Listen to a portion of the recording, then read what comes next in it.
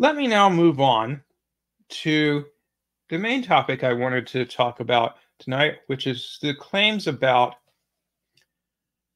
human shields. So,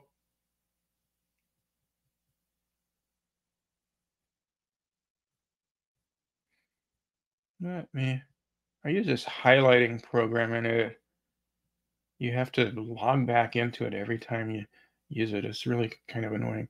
Anyway, this is a great website that I came across recently, decolonizepalestine.com. So they've got a whole series of articles about various myths. And as I mentioned last time, I think I'm going to do a series looking at various myths. And there's some that they don't address, so I'll address those using other sources. But, I'll probably come back to this site as one of the sources for debunking various myths about Palestine and Palestinians that the Israeli government and Zionists the world over put forth. So the claim is that Palestinians use human shields. If you follow the news on Palestine, especially during the periods of Israel's assaults on Gaza, then you have undoubtedly come across a narrative being pushed by the Israeli government that the high civilian death toll in Gaza was due to Palestinian citizens being used as human shields. And that claim has been kind of a main staple of Israeli Hasbara, as they call propaganda in Hebrew, whenever there's a high number of civilians killed by Israel. Hold on. Hey, I'm busy.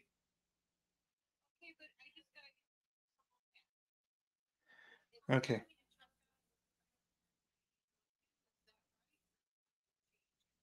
Change it. Bye. Sorry about that. So basically, the idea is that supposedly Palestinian soldiers, such as the armed wing of Hamas, use civilians as so-called human shields to try to discourage Israelis from firing on them. And of course, even if they were doing that, it's obvious that that doesn't work because the Israeli government doesn't seem to care. They've killed thousands of civilians, destroyed their neighborhoods, placed a siege on Gaza for over 15 years, where they were getting limited amounts of food and clean water and electricity and so on and so forth. Even before this recent total blockade that's been going on since October 7th. So it seems pretty clear that they will try to kill Palestinian civilians, whether Palestinian armed resistance fighters use human shields or not. But regardless, this is one of the key propaganda points that you hear over and over again from the Israelis and their supporters. And they point out these accusations are expedient, as they achieve two propaganda wins in one fell swoop. The first is a dehumanization of their target,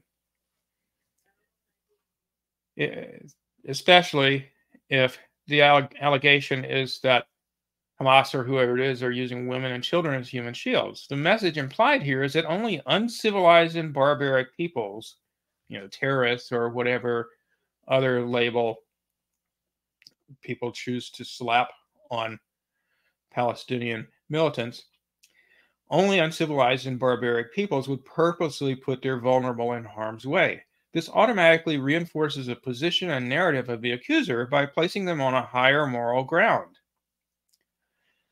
Second, this accusation retroactively justifies the large amount of civilian deaths caused by the accuser and lays the foundation for the justification of similar deaths in the future. So, we're trying to destroy Hamas. We're trying to end the threat of Hamas. We'll do whatever we need to get it. But gosh darn it, those Hamas fighters are just using human shields everywhere. So we have to bomb hospitals and schools and churches and mosques and refugee camps and so forth because there's Hamas fighters hiding out there. Well, one problem with this claim is that fighters in Hamas or Palestinian Islamic Jihad, etc., live in Gaza, and Gaza is a very densely populated area. So if they're in their house or apartment or something with their family, are they using their family as a human shield? If they go to the grocery store, are they using other shoppers as a human shield? It's just insane.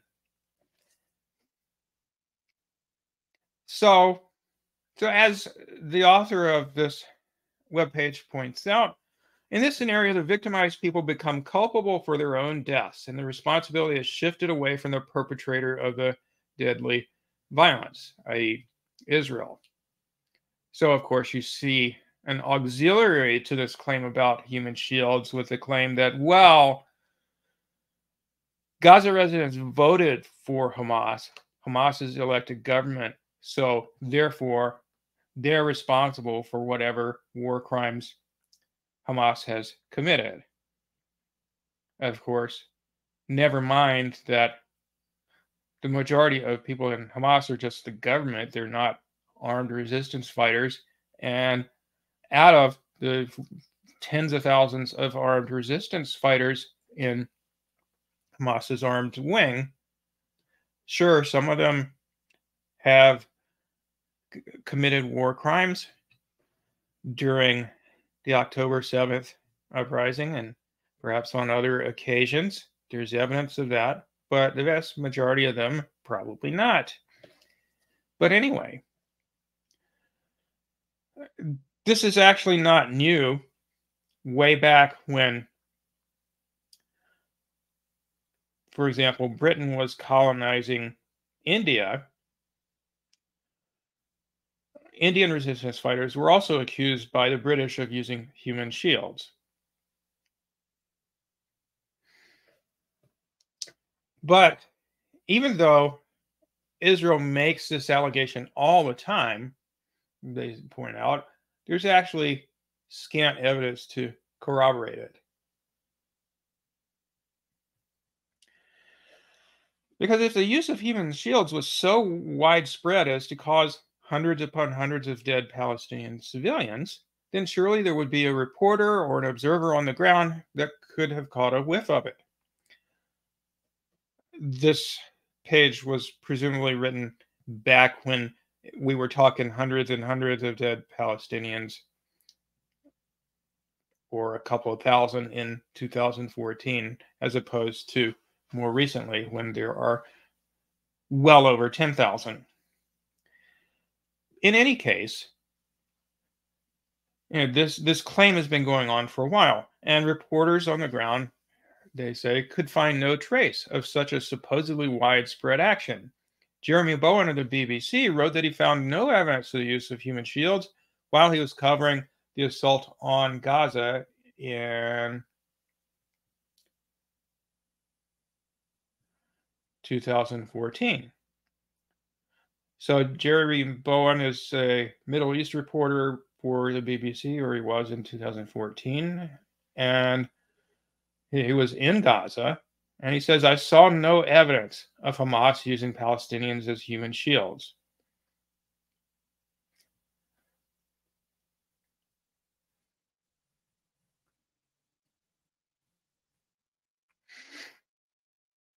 Similarly, they say, Kim Sengupta, writing for the Belfast Telegraph, interviewed Palestinians in Gaza, and everybody told him, no, Hamas isn't forcing anybody to be a human shield, which really that's what the claim is about. You're not using human shields if you just happen to be in the course of everyday life in a certain location.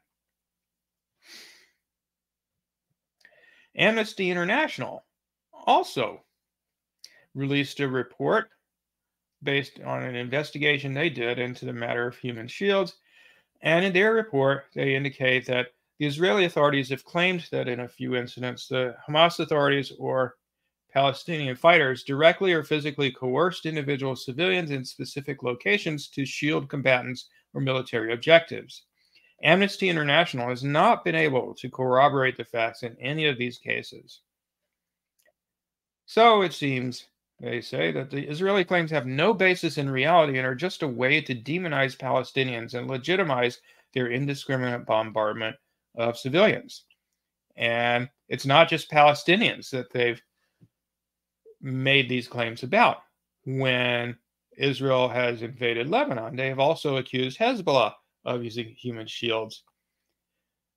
But investigations by both Amnesty International and Human Rights Watch found no evidence that that Hezbollah used human shields, just like Amnesty International found no evidence that Hamas used human shields in Gaza. The most bizarre manifestation of this talking point is when Palestinians who participated in the Great March of Return, which was an entirely peaceful protest.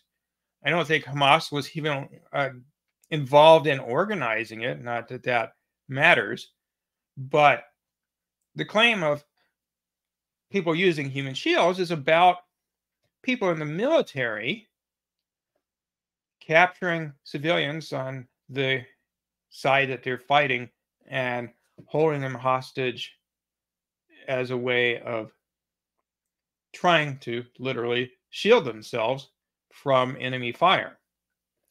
But what happened in this case was that Israeli snipers killed a nurse who was tending to the injured during the Great March of Return, which, if you are not aware, you don't recall, was a massive peaceful protest by Palestinians from Gaza back in 2018, where they would come up toward the fence separating Gaza from Israel, and they were shot at by snipers, and more than 200 of them were killed, and about 8,000 or so wounded.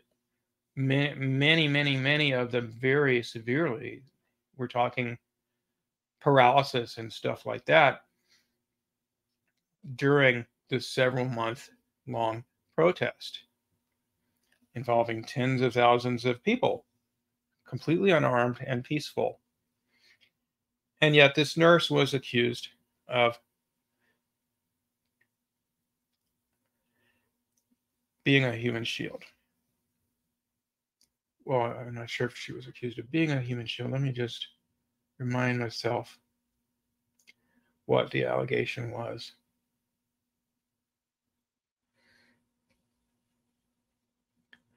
Oh, they claimed that she was a human shield for Hamas. There was no fighting during the Great March of Return, so that's, of course, a ludicrous allegation.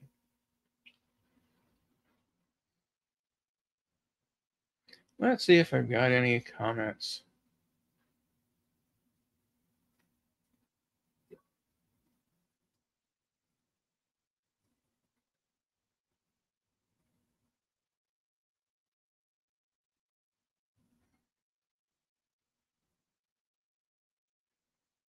Oh, let me put a banner here.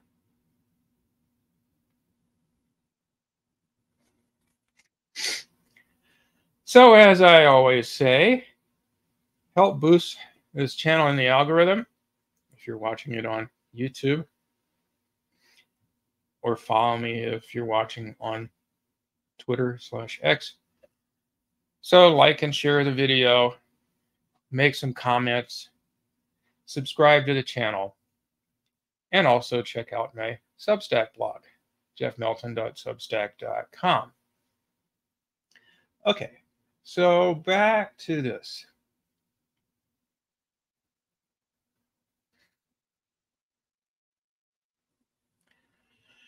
Another point that they make is that a lot of times Israel targets civilians that are nowhere near any combat taking place. Amnesty International reported that in the cases of precision missiles or tank shells which killed civilians in their homes, no fighters were present in the houses that were struck, and Amnesty International delegates found no indication that there had been any armed confrontations or other military activity in the immediate vicinity at the time of the attack.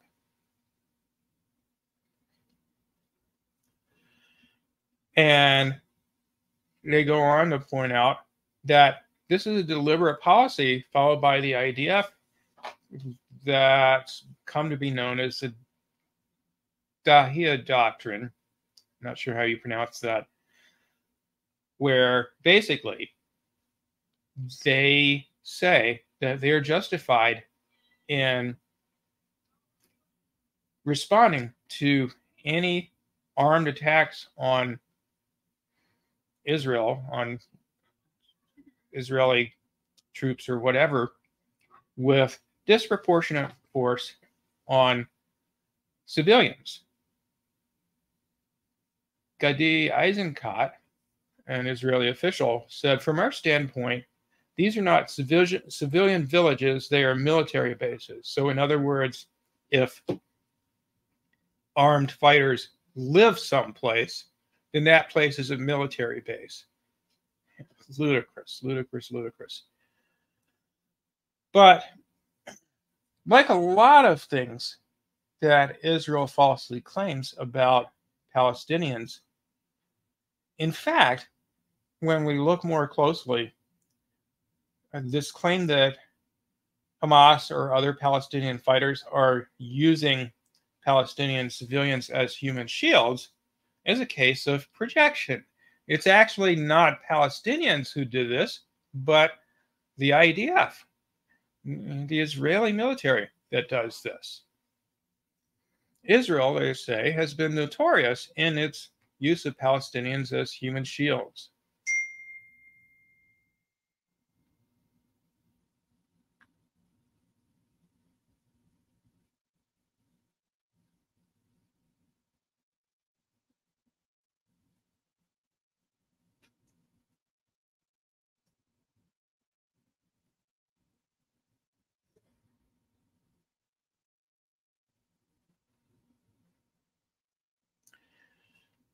And in fact, many of the same reports investigating the Palestinian use of human shields and finding that these allegations were false, in the very same investigations, they have found that actually Israel was using Palestinians as human shields.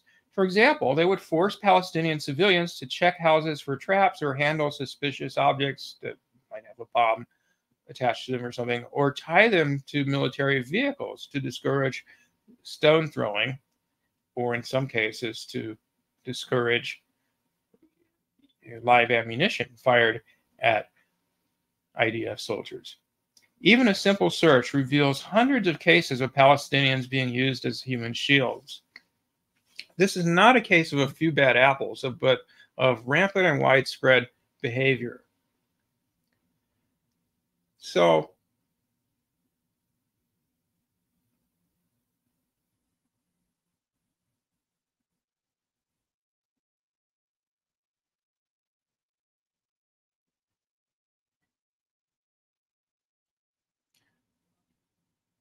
let's have a look at this article dating all the way back to 2009.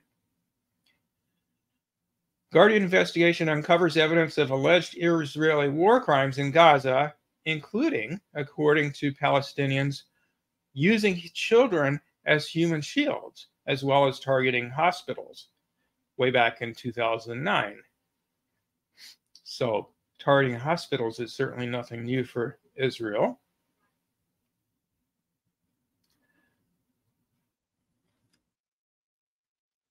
Some of the most dramatic testimony gathered by the Guardian investigation came from three teenage brothers in the Al-Attar family. They described how they were taken from home at gunpoint, made to kneel in front of Israeli tanks to deter Hamas fighters from firing, and sent by Israeli soldiers into Palestinian houses to clear them.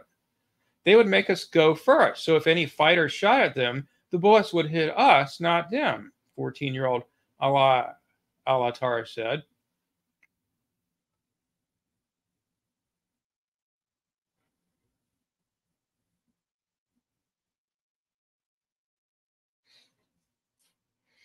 Use of human shields was outlawed by Israel's Supreme Court in 2005 after a string of incidents. The IDF said only Hamas used human shields by launching attacks from civilian areas, which that's an absurd interpretation of using human shields, because again, Gaza is a very densely populated place.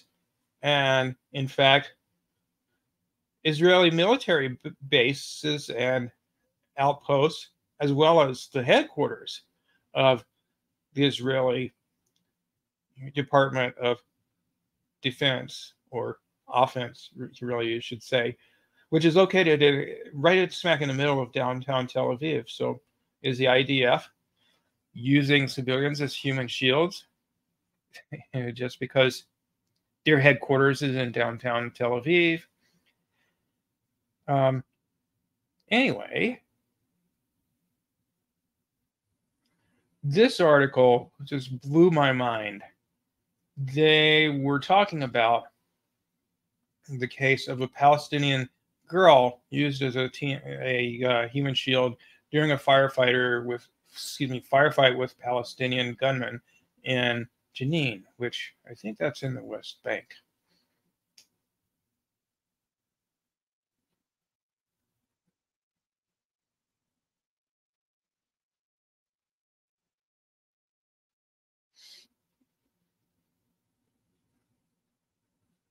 Sorry, I forgot to share it.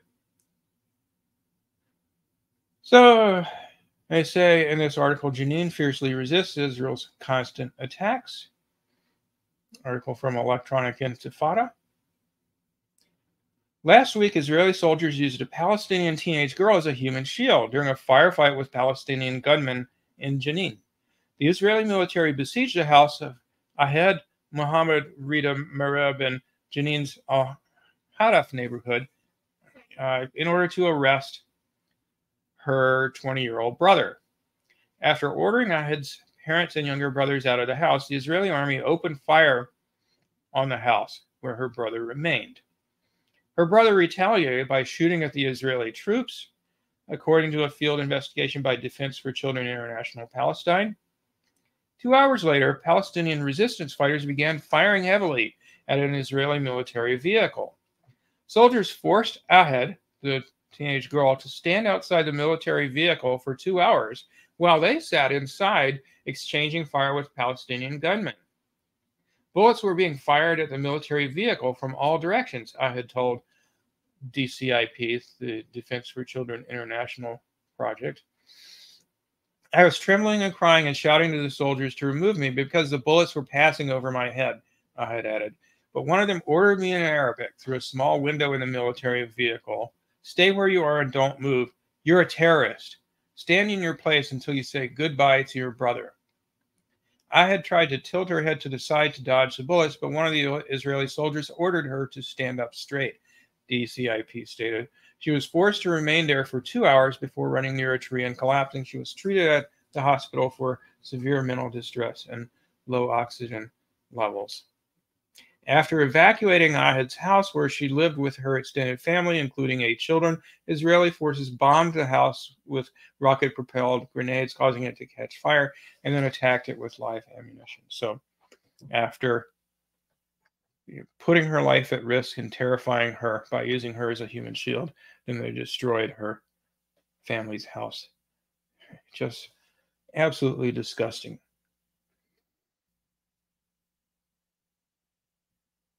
Okay, what are we up to? 40 minutes. All right. Let's talk about one other thing here.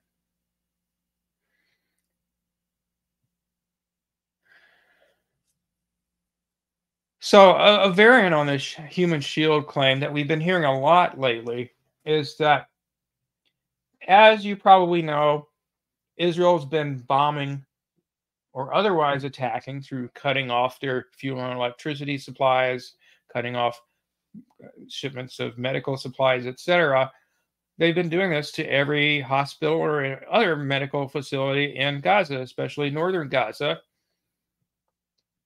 And in one case, they tried to claim that their bombing of a hospital, or principally the area around it, was actually an errant missile fired by Hamas, which is ludicrous, as I talked about on the show a few weeks ago, given how many people were killed in this attack and given just the pattern of the blast, according to eyewitnesses, and how it was similar to large bombs designed to detonate in the air that were supplied to Israel by the US.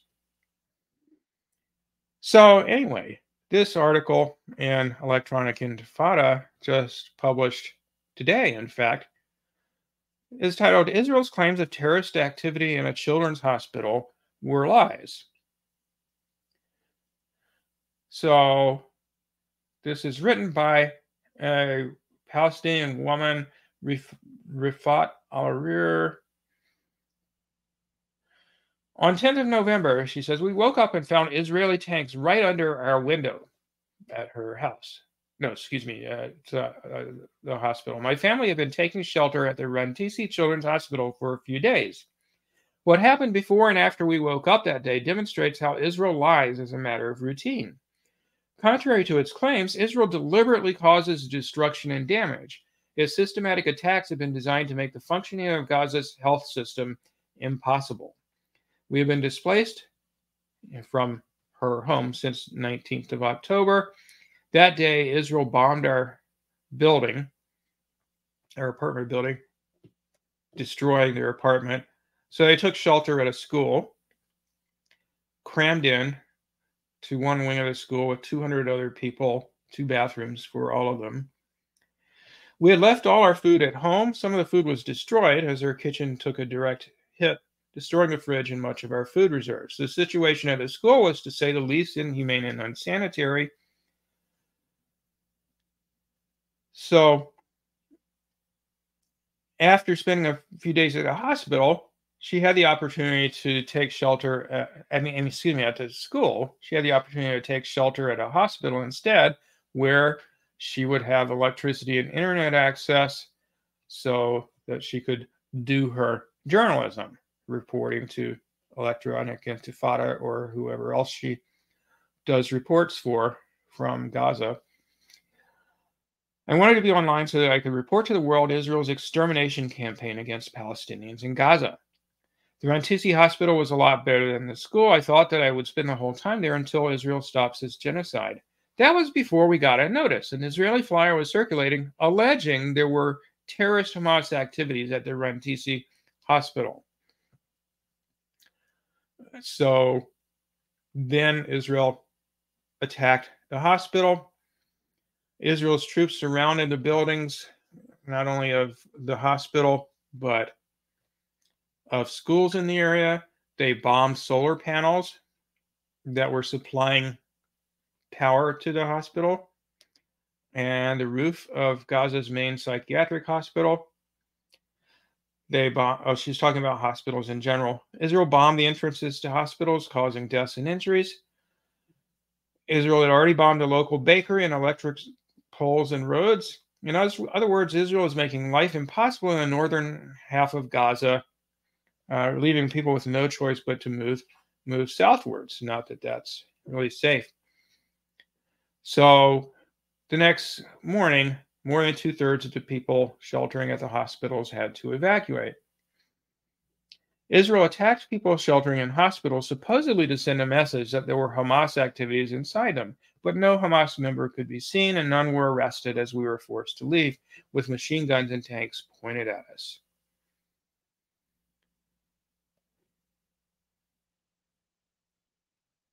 Okay.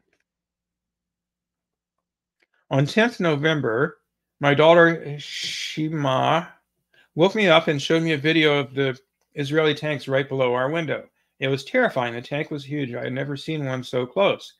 Then we heard cries from all corners of the hospital. We awakened the kids and prepared our bags. We grabbed a few small bottles of water and some dates.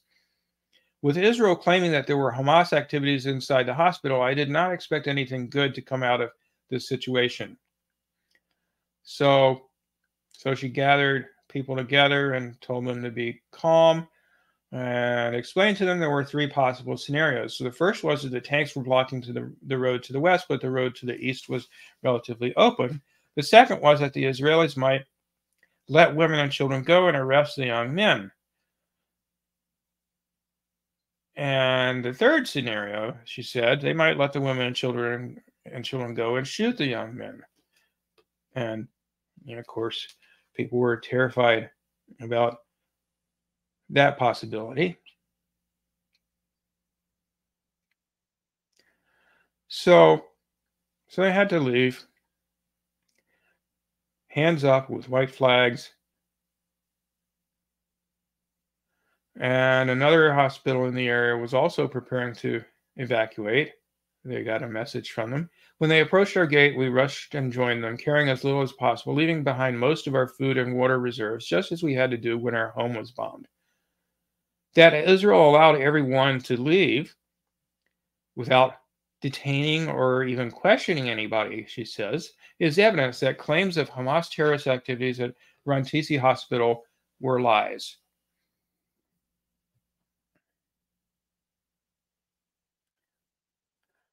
Okay, so they're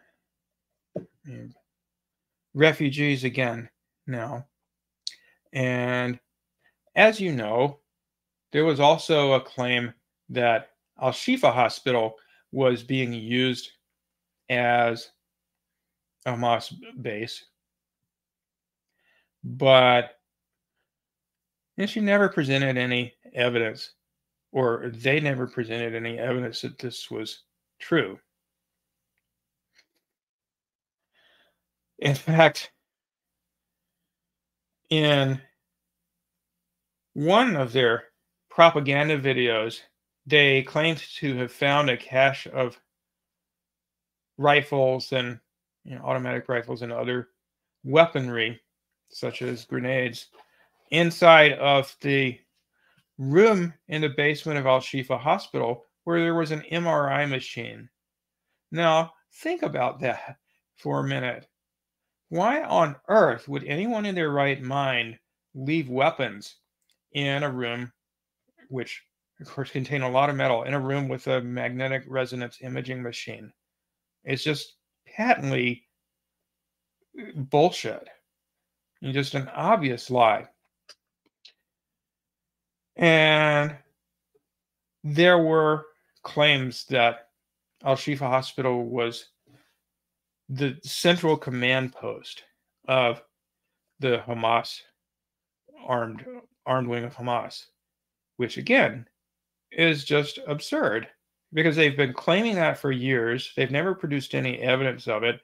And why would Hamas, even if they had their headquarters or whatever underneath Al-Shifa Hospital, why on earth would they keep their headquarters there after Israel had been saying for years and years that that's where their headquarters was? It just doesn't really make sense. And in fact, as presumably you know, and I've talked about a lot before, Hamas and the other armed groups have constructed a huge network of tunnels under Gaza that extend all the way into Egypt. That's how they're able to get supplies in, comprising an area the size of a medium-sized city's subway system, about half the size of New York City's subway system. That's how massive the tunnel network of Hamas is. And there are journalists who have been down there and talked about how vast it was and how there were places not really close to anything where they had, locations where they could make weapons or store equipment and so forth and so on. Why would they put any of that under a hospital? They're already deep underground. Israel doesn't really necessarily have a good idea where they are, or they would have, or necessarily can get to them with their bunker buster bombs, because the tunnels are too deep for the most part. And since Israel invaded Gaza roughly, I think it was about 3 weeks ago, they've been constantly getting surprised attacked by Hamas fighters coming up out of those tunnels or from behind buildings. From the videos that I've seen, mostly in areas that have been bombed to smithereens already and are uninhabited, and inflicting major damage in terms of disabling or destroying tanks and other armored vehicles, killing approximately 50 Israeli soldiers so far, even though the Israeli soldiers mostly just hide in their tanks. So they don't need to use any Palestinians as human shields in order to effectively wage a guerrilla war against the IOF. And again, there's no evidence that they have done so. On the other hand, there's an abundance of evidence that Israel uses human shields all the time. So that's about all I have to say about this issue. I'll leave some sources in the video description. There's also a great article that just came out by Ava Bartlett. No, excuse me, not Ava Bartlett. Maybe it is Ava Bartlett. Anyway, great article, I think by her, that goes into an enormous amount of detail about the human shields allegations. I certainly didn't have time to talk about all that she talked about in that article, but I'll leave a link to that in the video description as well. So anyway, thanks for listening. Again, if you haven't already, please like and share this video, subscribe to the channel, subscribe to my Substack, and leave me some comments. All right, I will see you next time.